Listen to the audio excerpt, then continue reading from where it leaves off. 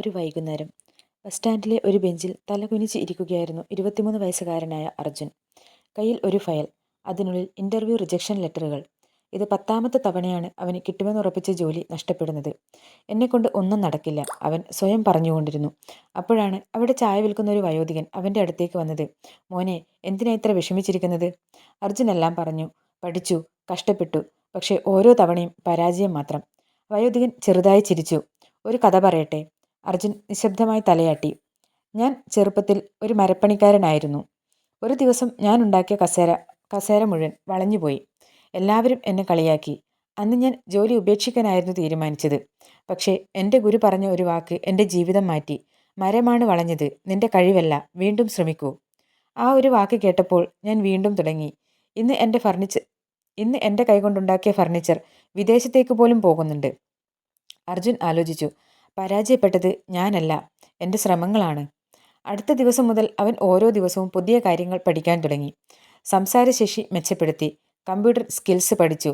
എല്ലാ റിജക്ഷനും ഒരു പാഠമായി കണ്ടു. 3 മാസം കഴിഞ്ഞു, വീണ്ടും ഒരു ഇൻ്റർവ്യൂ.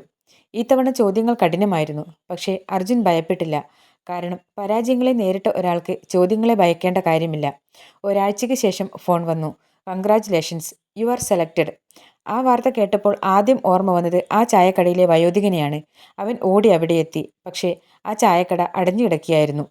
അടുത്ത കടക്കാരനോട് ചോദിച്ചപ്പോൾ അദ്ദേഹം പറഞ്ഞു, ആ ചേട്ടൻ 2 ദിവസം മുൻപേ നാട്ടിലേക്ക് പോയി.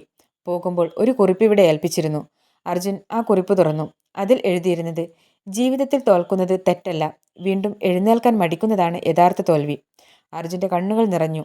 അന്നവൻ മനസ്സിലാക്കി, വിജയം എന്നത് ഒരിക്കലും വീഴാതിരിക്കുന്നതല്ല, ഓരോ വീഴ്ചയ്ക്കും ശേഷം വീണ്ടും എഴുന്നേറ്റ് നടക്കുന്നതാണ് യഥാർത്ഥ വിജയം. ഈ കഥ കേൾക്കുന്ന നിങ്ങൾക്കും ഒരു കാര്യം ഓർക്കാം. ഇന്ന് നിങ്ങൾ പരാജയപ്പെട്ടിരിക്കാം. ആളുകൾ നിങ്ങളെ പരിഹസിച്ചിരിക്കാം. നിങ്ങൾക്ക് തന്നെ നിങ്ങളിൽ വിശ്വാസം നഷ്ടമായിരിക്കാം.